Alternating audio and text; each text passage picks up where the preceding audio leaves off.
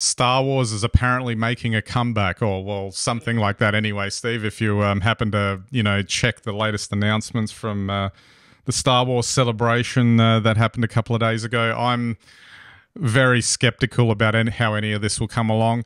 Now, I'm going to caveat this by saying that since Disney took over Star Wars, there have been one or two actual, good products that have come out, in terms of TV shows, and/or being probably the best thing that they've made.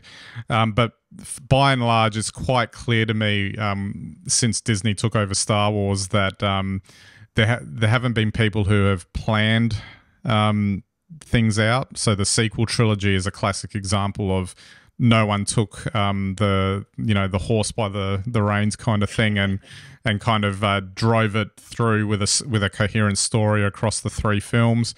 The TV shows have been hit and miss. The Mandalorian's been really great for its first two seasons. I've been watching the third season, and I've been struggling to understand what they're trying to say in this third season. It's kind of going all over the place, apart from, the fan service type stuff where, oh, that's cool, or that's cool. Like, for instance, I believe the internet had a meltdown in the episode recently where Ahmed Best, who played Jar Jar Binks in The Phantom Menace, he came out and he was playing a heroic Jedi character that did really well, and it was kind of like a reward for all the crap he's been dealing with for 20 years, having brought that character to life. But having said all of that, they made this announcement, and they kind of had this plan of all these Star Wars eras that they're going to start, planning all these movies and TV shows in, and it seemed like more of a plan. I'm still skeptical whether or not it's actually going to work. They announced three films. Three of the, each film is going to be set in a different era, so they don't really have much to do with each other. My question was that if they were going to make this kind of announcement, why didn't they make this announcement when they bought it off Lucas back in 2012? That they could have come out a year later saying, all right, we've got this multi-year decade plan and this is what it's going to look like. They didn't do that. So now, given that there's now 10, 11 years have passed since then, and now they're saying there's a plan, it doesn't really bode well for the Star Wars future, particularly as two of the films are based on existing storylines that were created post-Lucas. So there's a sequel to Episode 9 coming out, and there's a sequel to roughly all the TV shows that are on at the moment. The most interesting one is this one that's set 25,000 years before the original Star Wars, which arguably they could do whatever they wanted there and get away with it. So I don't know, Steve. Like, I know you're not necessarily like the biggest Star Wars fan. I'm not actually one either. I'm probably more somewhere in the casual to interested one. Like Star Trek's more my thing, but I do care that Star Wars is done properly, but there's nothing about this. It's all about the corporation trying to, get as much out there as possible and making money, and not really understanding, that the reason why Star Wars worked originally is because it was one guy running the whole thing and he put it out there. Is it too much for them to do that? I don't know. Look, from my perspective, this is simply Star Wars where the Federation won against the Rebels and took over.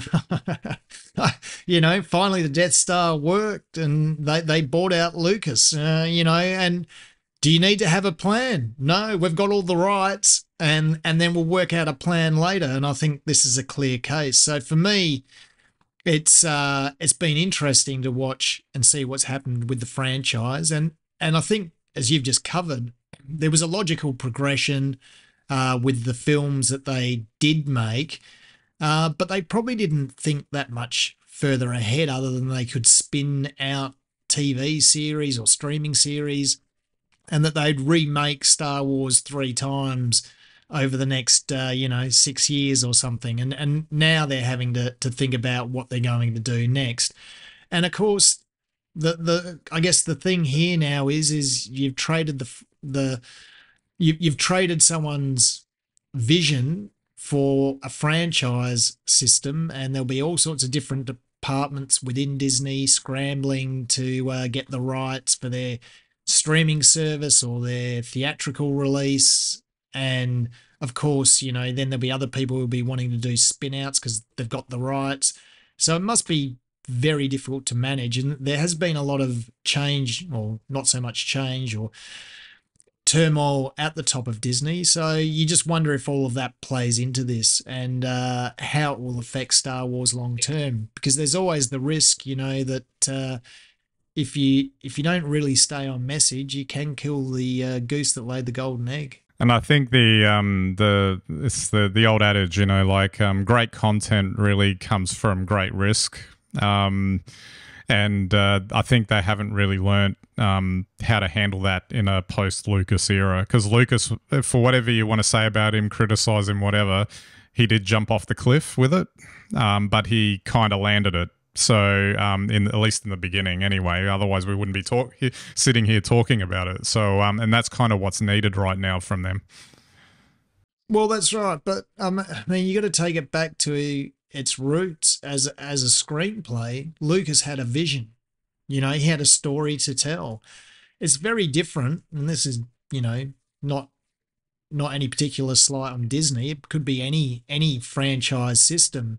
You've already got a universe and a group of characters and a backstory in there. What are you going to do that's new? It takes somebody, as you say, very brave once again to come in with a very specific vision, who's probably very much a fan of the original Star Wars, to strike the right essence. Otherwise, you're just making more content. It might be badged Star Wars, but you're just making more content. And I think that's a real risk, particularly when you inherit something as big and as amazing as the Star Wars, story.